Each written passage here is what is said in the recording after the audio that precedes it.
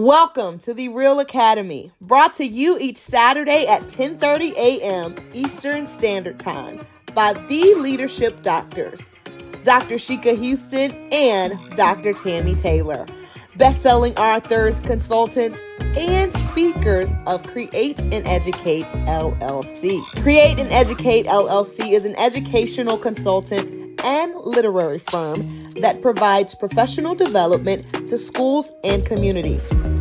Their goal is to transform organizations with the REALL Resilience Framework used to increase their school report card grades 2 and 3 grade levels in 1 year. REALL stands for Respect, Excellence, Accountability, Literacy, and Leadership. This framework is used to coach leaders and teachers and build student efficacy while putting systems in place that aligns the work of the school improvement, making the process manageable. When the work is manageable, teachers and leaders don't stress out or burn out. The Leadership Doctors alignment systems are designed to help schools evolve and grow, all while instituting protocols and processes designed to promote collaboration and collegiality. Alignment systems are frequently referred to as a key element of success in the improvement process. In the sport of rowing, all rowers must put their oars in the water succinctly, creating a system for their boat to reach maximum speed. So schools that want to improve are bringing in the leadership doctors to teach them all about the alignment systems that must be in place for school improvement to be accomplished at high levels. The dynamic duo provides insights into educational topics through their international platform, which includes educators, parents, and community members as a way to support important entities that make communities thrive. This is their way to pay it forward and provide the support they needed through their platform. They get into the weeds of work with leaders through their TrustMate Institute that you should contact them about today by filling out the contact form on their website.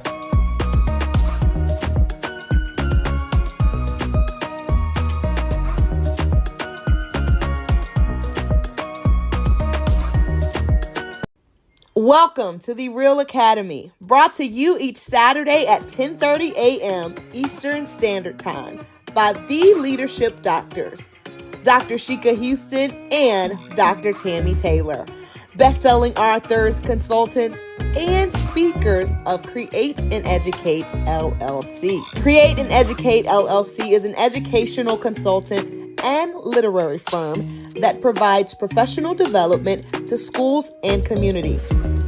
Their goal is to transform organizations with the REALL Resilience Framework used to increase their school report card grades 2 and 3 grade levels in 1 year.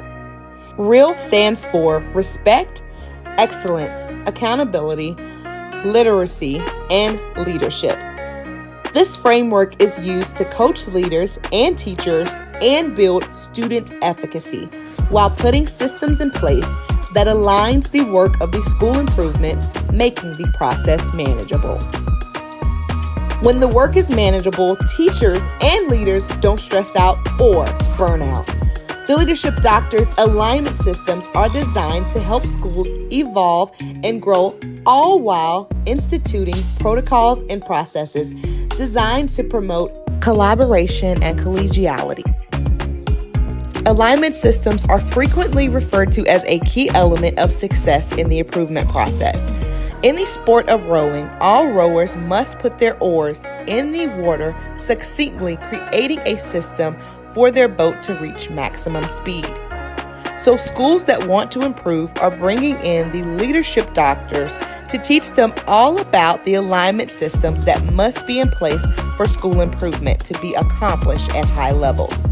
The dynamic duo provides insights into educational topics through their international platform, which includes educators, parents, and community members as a way to support important entities that make communities thrive. This is their way to pay it forward and provide the support they needed through their platform. They get into the weeds of work with leaders through their TrustMate Institute that you should contact them about today by filling out the contact form on their website.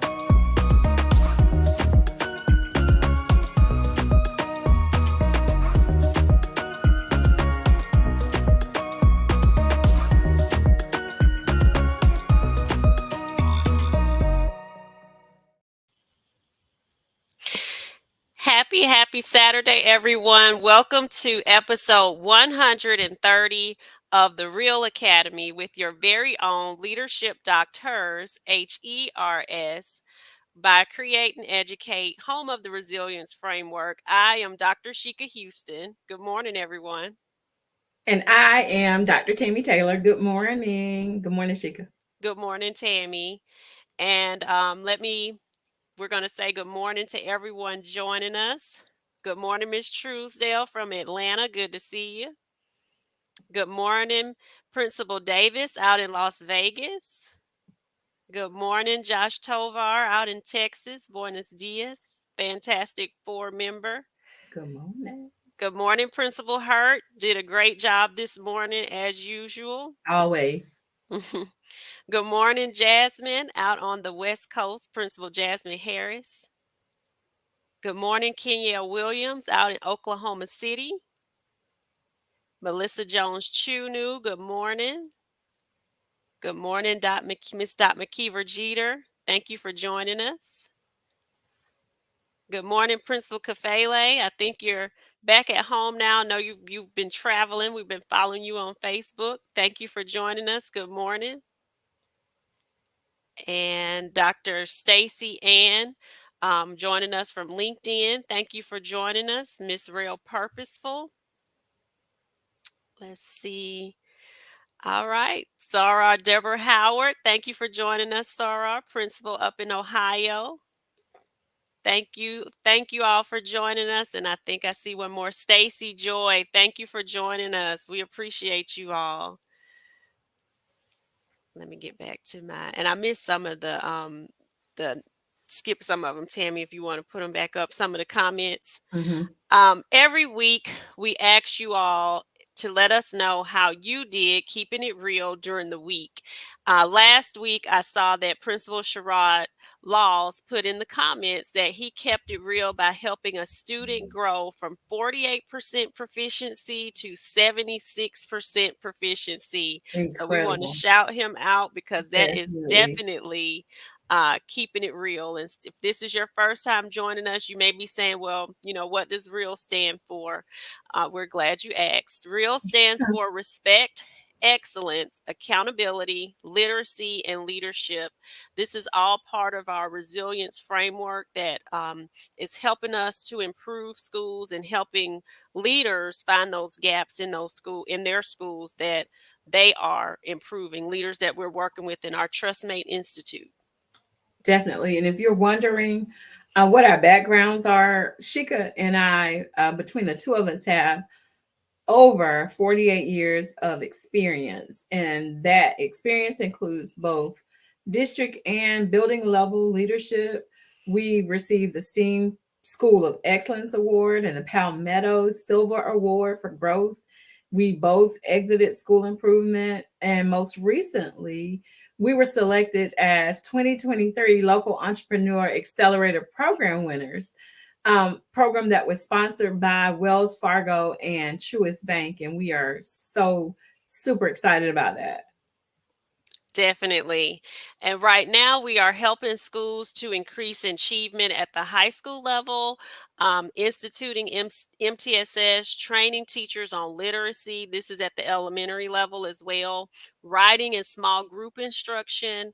And these are just to name a few. So if you are needing help with professional development, leadership development for your staff, if they just need inspiration on hearing our improvement story, a lot of times that lets them know if we can do it, they can do it as well. So Absolutely. several people that have heard the story have been very inspired, and sometimes that's just the spark you need to get going. So that brings us to our topic today. Again, we're at episode 130. Our topic for today is, are you budgeting for innovation? And Tammy and I had a extensive conversation as we were preparing for this, just thinking about the differences that exist between what we call, and Dr. Marcus Jackson has also called, schools of promise. We're intentional about not saying title schools or those types of things because it has a negative connotation to it. So does at risk, all of those things say negative things. So we intentionally stay away from that. And one of the terms that he coined was school of promise, that we've adopted as well. But the difference between schools that come from or in areas of affluence and sometimes schools of promise, it's a big difference in like who is in the school as far as that involvement is concerned. So down the road at one of the schools a colleague works with or works for, there's parents in there all the time. They're in classrooms, they're volunteering, they're actually planning out events at the school, and so there's people in there seeing things all the time. It's like an extra set of eyes, and it really is like a different level of accountability. Sometimes when you're at a school of promise, those types of things aren't in place because people are working. You have a different population, so they may not be able to come in and volunteer or be there as much. And so what happens is you sometimes develop, or that people perceive that as, and this could be people who may not be from that community, who like in our area, we have a lot of people who drive in some schools from outside of the area, that could be perceived as, oh well, these people don't really care too much about their kids. They're not at school, they're not involved. But it's just a difference in socioeconomic status. These people have to work additional jobs to be able to make sure their homes are running. So when you were talking about planning for innovation, when you're a leader, you have to think about that and think about what that means to the people that are sitting in your building. And so that's one thing that Tammy and I, we are definitely out of the box thinkers. So when you don't have that extra set of eyes in your building, people coming in, you create those opportunities for people to come in and see the great things that are happening at your school with your students, with your staff. You coin your own story, and you have to budget for that. So Tammy had a phenomenal event that she's going to talk about this morning. On yesterday, people came from Kentucky, they came from across the state. You tell them everything about this phenomenal event that took place at your school yesterday, Tammy, and how you budgeted for it. I will definitely. And before I talk about the event, guys, I do want to say this because Shika made a really good point. Like, we have to be real about who we're serving. And I think it matters that sometimes that sensitivity is given to the fact that parents don't always not show up because they don't care about their kids. Most parents care about their children. I mean, I almost can say all parents to some degree care about their children.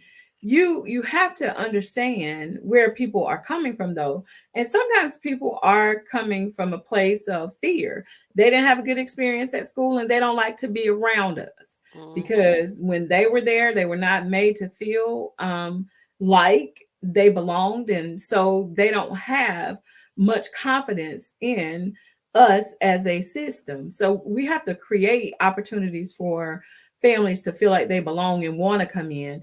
I also want to just say this is a very special topic to me. When you start talking about how people perceive you, you have to understand that I can remember, and this is just something that stuck out with me. I was a second grader, Mm-hmm. and my mom was a single mother who was committed to raising these four children that she has. So she had to work. And so when she scheduled a conference, she had to schedule a conference around her work schedule.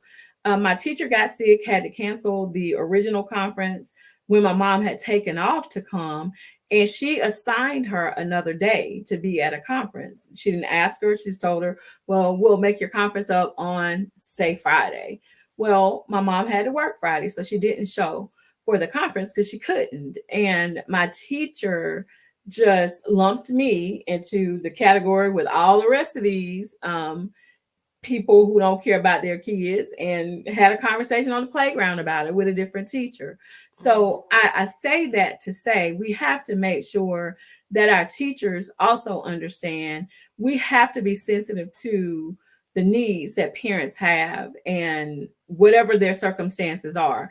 I allow my teachers to do home visits. I allow them to have time today to visit parents, to come to the school if that's what works for them.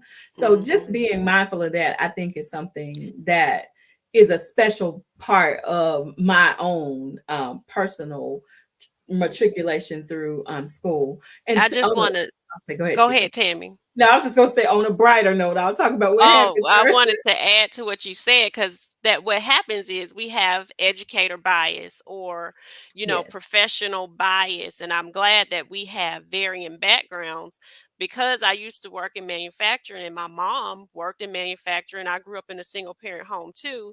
I know that when you work in a manufacturing job, that's a clocking in type of job, you just can't get off of that job like you would like when I'm at the district office to say, "Oh, hey, I'm running over to the kids' school for a second and I'll Right. be back."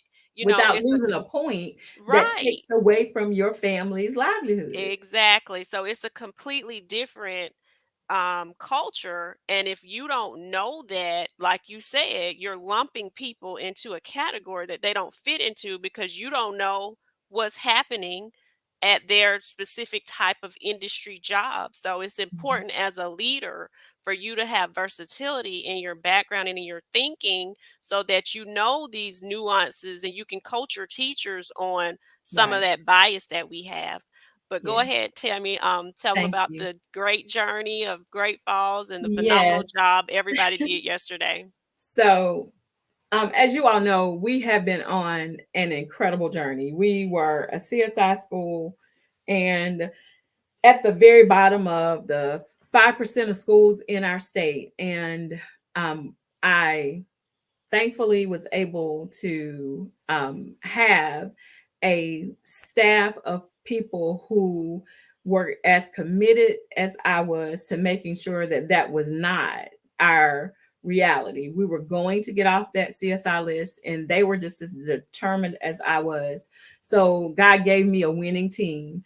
And I'm very humbled by the fact that at Mentum, which is a company, one of the companies that we've partnered with for resources over the course of the time that we've been in improvement, had invited us to be a showcase school because they wanted us to tell our story about how we came from the very bottom of CSI to being a semi-finalist for Palmetto's Finest, an award that is given in our state. So they wanted us to be able to get that message out that you can do this. The work has to be intentional.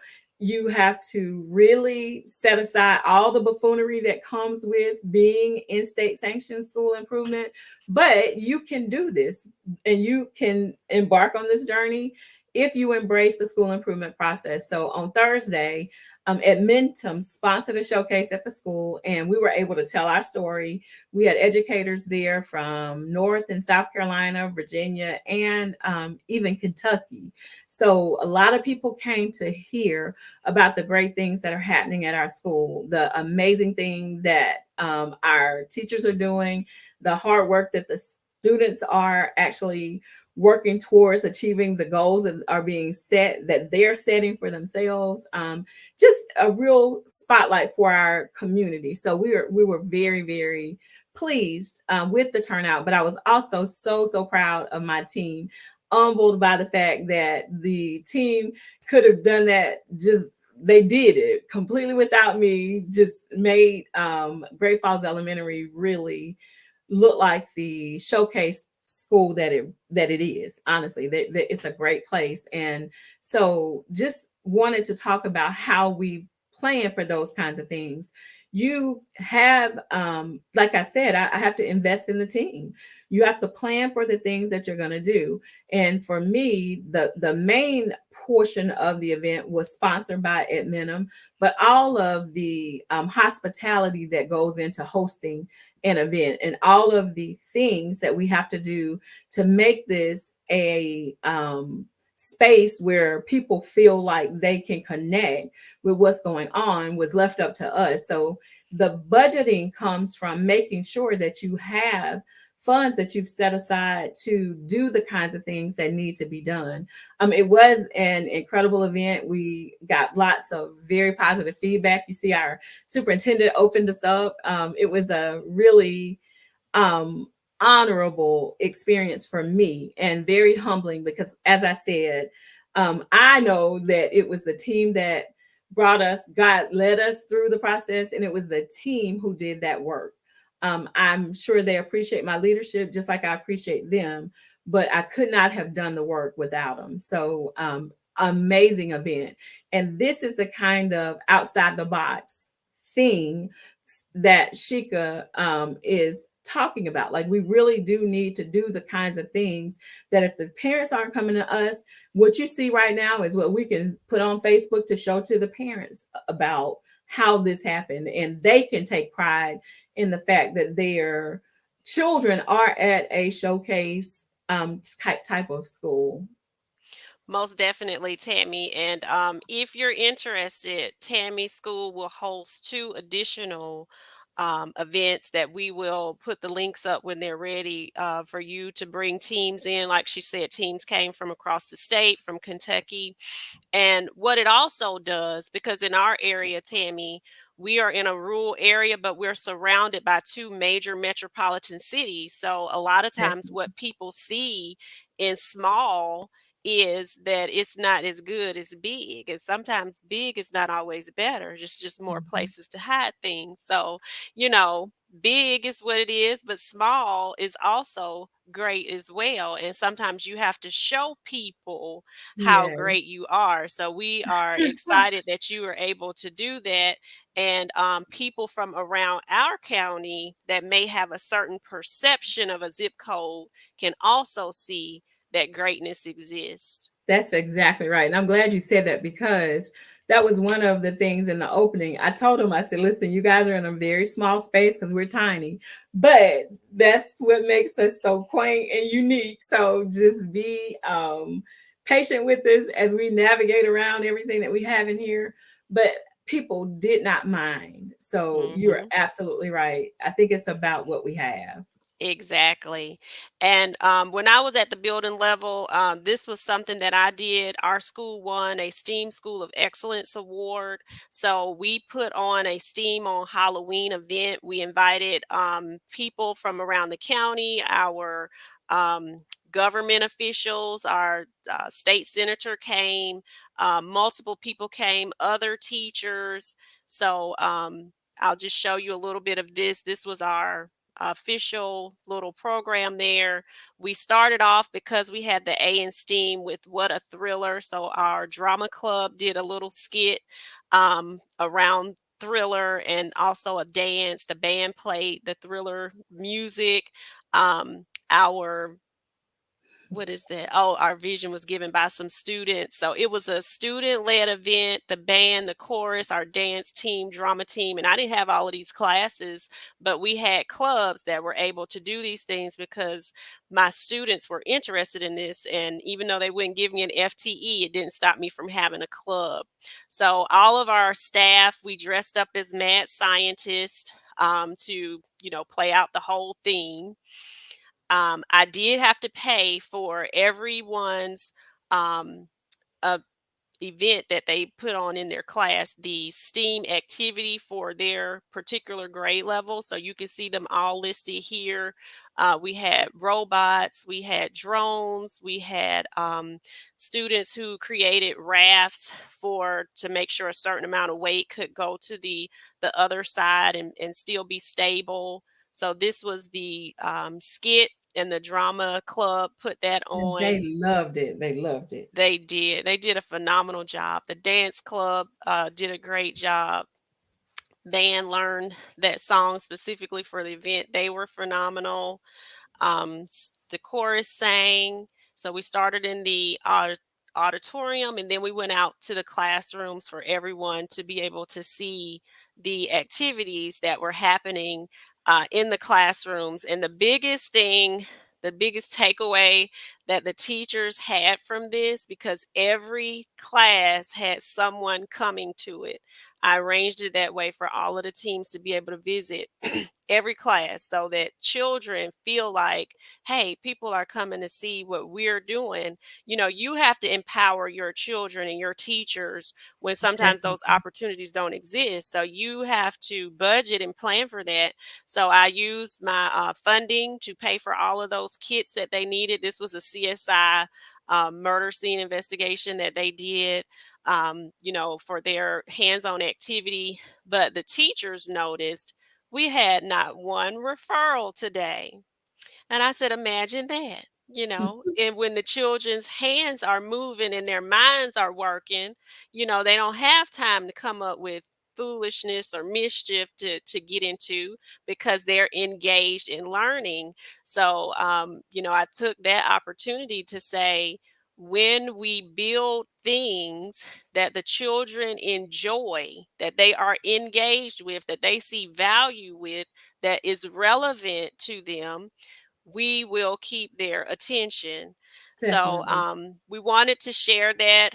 Just make sure that you're budgeting for innovation, for things that are outside of the box. Your school, your community, what's happening, what is not there. Like we said, sometimes we don't have that big group that's coming in. So we created those opportunities for our staff to empower them and our students. And So just let them do it. Watch them shine because they got yes, those are the types of things when they're able to shine like that is very empowering for your staff and your students. And don't wait around for people to come up with stuff. If they not coming, you come up with something. That's it. Exactly. So this is our time. We're going to be talking more. I think we're finished with budgeting, if I'm not mistaken. We'll be moving on to a new topic next week. But thank you for joining us in the Real Academy. Please join Principal Kafele next. He is a part of our Fantastic Four. He has more Millikan educators coming on with him. Josh and Dean will be on Unlock the Middle Sunday at 7. Right back here with us, starting with Principal Sean Hurt at 10, and Create and Educate Real Academy with the Leadership Doctors right at 10:30. Remember, at Create and Educate, we create spaces that thrive. So we hope that you all keep thriving on this Saturday. Thank you Rest of all. your weekend.